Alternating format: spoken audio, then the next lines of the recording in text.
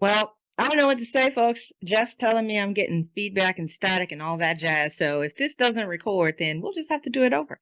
But let's give it a try. Jeff, what's going on, my friend? I hope you're doing okay. It's good to see you, even though you just accused me of being negative, which I suspect some of the TACCON family is going to differ with you on that. I'm positive. I'm a positive Oh, spirit.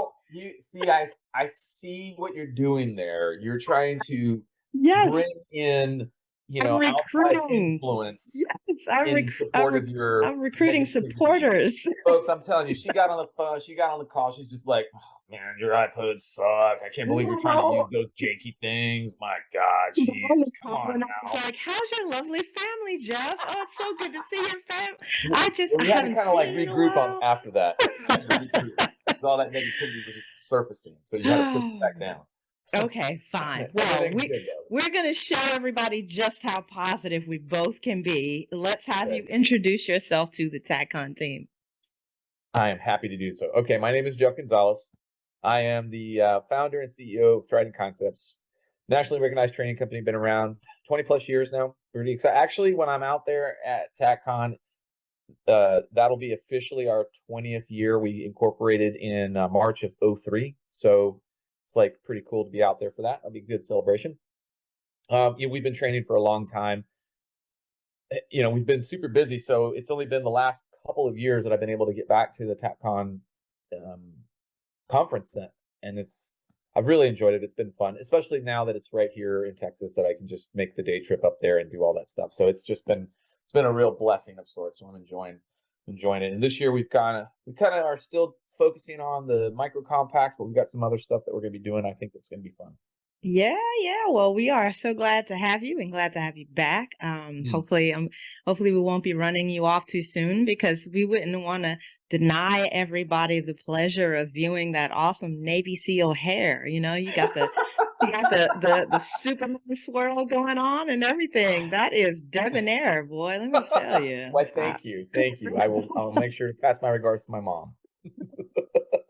Okay, so let's talk about micro compact shooting techniques. This is a 4-hour live fire block on Saturday afternoon, and Mhm. I am super excited. You're continuing the theme of challenging the notion that, everybody needs to carry as much gun as possible. Otherwise, you're just going to get killed in the streets, right, Jeff? Yes. So, I just came back from a carry two class out in Phoenix, and we had only one. No, we had two guns out of the 12 students. We had two guns that had what you would consider to be the traditional double stack magazine. All the rest of the guns are all the new kind of hybrid magazines that you're seeing. The what I like to call the Wonder 1 inchers. They're just basically like, back in the Wonder 9 years. Now we're at the Wonder 1 incher years. They're Yeah. about 1 inch in width, which makes them great for people to hold well and shoot well. So they make up for it in there. So I know there's a lot of people that want to push as much as they can. They want to have everything and the kitchen sink attached to those things, which is fine for a lot of people. But the the vast majority of people coming into the market are looking for a small pistol that they can conceal easily. And so, I think for the last 3 years, all the training classes that I've been doing have all been with the micro compact. So that's the primary gun that I will use in a class. And it's really kind of helped to, number one, give people a warm and fuzzy that, okay, I'm not going to die on the streets if I use this like little gun kind of thing. Mhm. And then second, we've really kind of modified a lot of our curriculum to adapt to the micros, but in particular, like the shooting aspects of it, how to get away. There are some truth because there is some physics involved in it, but a lot of the folks that are not necessarily as strongly supportive of the micros will have more of a jaded view on actually what you need to do to actually shoot them well. It's nothing earth shattering, but there are some really cool things that we've discovered in this process. And folks have really taken to the kind of, I guess, permission, if you will, to use these micro guns and carry them comfortably all day long, every day for their duration. So, and, we're starting to see some of these micros grow. So now a common thing that we're seeing on a lot of these micros is pistol mounted optics. So that's even nicer in the sense that folks are now able to take that. smaller platform and see an even smaller pistol mounted optic on it. So that's been kind of an interesting evolution as well. Yeah, and it's funny how things have come full circle. I just what maybe 5 years ago, not even talking about encouraging folks to that they might actually be okay with the teeny tiny gun. It's just blasphemy, you know. Oh Jeff, my look at you, just gosh. Well, upsetting things all the time, yes. just a troublemaker. Well, pretty much. I'm a professional slayer of sacred cows. That's been something I've done very well. And we don't do it just because we can sit there and make claims. We have a lot of data and a lot of metrics that help support that. So I think that's what's going to make people a little bit more open-minded to the idea that these guns can do really well. We've had some guys come through, shoot these classes, and be able to hold their own from a scoring perspective against the bigger guns that should be easier and more accurate to shoot. And Mhm. the thing that we're always balancing speed and accuracy. So these guns are plenty accurate. There's no question about it. And the complication is, can I be as fast with these guns? I think if you put time and energy into it, you'll be fast. As far as will you be as fast as the full size guns? Again, that really just depends on the shooter. I think most of the time, once they start shooting those smaller guns, they start shooting them more.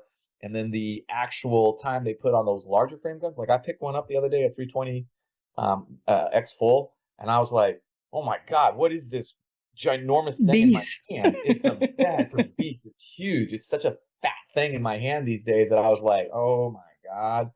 So I'm kind of a little bit, like, I wouldn't say unhappy with them, but like whenever I have to go and shoot them, I'm like, oh man, I can't wait to get back to shooting at least the subs or the micros. And Mhm. then SIG again really did something brilliant in the sense that they revamped the magazine, the hybrid magazine. So now they're holding 17 rounds. So the idea of being able to, like, you're not going to have enough gun on the street.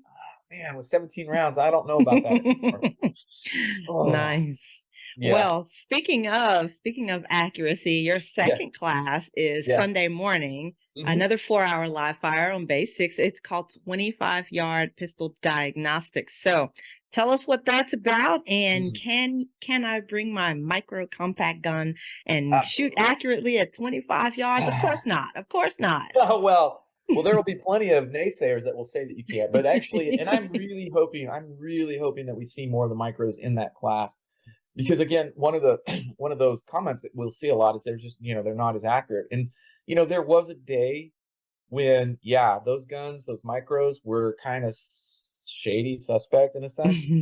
Everything from the fire controls to the sighting systems, yes, they were shady. But man, I'll tell you what, you can't say that anymore. I mean, you've got the SIG line, you got the Smith and Wesson line, you've got Glock's line. They are all doing awesome. So the capacity to be able to shoot a distance is there. It's whether or not you actually put the time and energy into seeing that. And truthfully, when I shoot a micro next to a full size gun, accuracy at distance is one of those things where speed is it's a variable kind of subject. It's not necessarily a required subject. It's there, but it's not as prominent as it is at the closer ranges. Mhm. So really, when you take that variable out of the equation, all of a sudden you're really kind of surprised at how accurate you can be with those guns. So you don't have to have a micro. I don't want to push people away. Yes, of course you can bring your Wonder 9 if you'd like, whatever it is. Um, the point behind the drill is we use the 25-yard line as a tool for shooter errors, diagnosing those. We have what we call a corrective strategy, which is a program that will put students through to kind of help isolate and identify what those issues are that they have. And we've been able to isolate down to, there's about 9 common shooting errors, and there's influences that you impart on the gun that creates those shooting errors. So once we identify what those errors, like each shooter will have something a little different. Once we identify those errors, the onus is now on the shooter to be aware of those errors and try not to make those errors. So it's easy to identify the errors from my perspective. I can sit and watch a student and say, these are the 3 errors that you're dealing with. Here's the remedies for them. Go and do God's work. Because at that point, it's like I can't pull the trigger for them. They're on their own. So they have the knowledge about what they're doing wrong. They also have the knowledge about what they need to do it right. And it's up to them to kind of make that happen. So that course will quickly identify what those issues are early, and then we'll spend the rest of the course on trying to remedy those errors at distance. So we will do a little bit at close range, but not much. That's just partly to kind of assess the students and what they currently have as far as the skill level is concerned. And then we'll spend the majority of the time back at the 25-yard line. So it's something that any student that's been through one of our classes, any of our pistol marksmanship classes have been through. They've been through the 25-yard diagnostics. But this will be more of a isolated part where we'll spend 4 hours. We normally only get like maybe 2 hours in a training class. So I'm excited as all get out to spend 4 hours doing that. I mean, it's going to be a lot of fun. Like I'm really excited to see kind of like how far we can move the ball, closer to the goal line. Like, can we, with a 4-hour block, like I need to rethink my curriculum. With a 4-hour block, can we move it even closer to the goal line than we can with just 2 hours? So we'll see. We're going to use this as kind of like a test bed to see how that works. And most of the time, I think people's expressions and kind of like comments after the fact of shooting at the 25-yard line in this kind of regimented fashion is very eye-opening for them. I think they take away a lot. There's also kind of like I'm not gonna lie, sometimes we avoid things that we suck at. So there's also that, like, people avoid the 25-yard line because they're not a good shot at the 25-yard line, which I understand completely. We all have to kind of approach that crossroads on our own terms, but I can tell you right now that you won't get good at it if you don't actually spend time at trying to get good at it. So, put away the egos, come out there, have a good time, because that's what it's all about. We're going to have fun while we're out there shooting at the 25-yard line. I will make fun of myself as I'm doing this because and invariably I will put a shot where I don't want it to go. And it's always fun to kind of say that or see that happen in real time for the students, because then they can actually like, oh, okay, oh man, well, okay, he missed. I shouldn't feel so bad about he missing. And that's kind of like what I try to do. Like, I'm not saying they're purposely missed shots, but maybe they're not as intentional as I normally would shoot. So that's kind of the other thing I try to get across is like, even monkeys fall out of trees. You got to get out there and start getting, no ego. Yeah, I mean, everybody should walk into the conference themselves without an ego, but please especially walk into that class without an ego. I've gotten a couple of emails and questions, so I should address them really quick. The one question I think I have on that gear list, on the waistband OWB, and yes, folks can shoot that inside the waistband as well. We're just trying to mitigate and eliminate some of the other unnecessary risks as far as training is concerned. This is not we're there to shoot at distance, not try to train you to clear your cover garment correctly or any of that other jazz. So, and we don't want any incidences or accidents. So try to avoid those. Awesome. Cool. Appreciate that. And I can absolutely 100% vouch for the fact that Jeff is definitely fun. You will have fun. See, ending on a positive note. There you go. Oh, look at you. Well done. Well All right, done. folks, if you want to catch Jeff Gonzales with micro compact shooting techniques, that's Saturday at 2 p.m. in the afternoon block. It's a 4-hour block. And he's also got 25-yard pistol diagnostics on Sunday morning at 8 a.m. Also 4 hours. Be there or be square. Jeff, I'm so glad to have you back at TACON, and I can't wait to see you in Texas. Yes, ma'am. You be safe. All right. You too.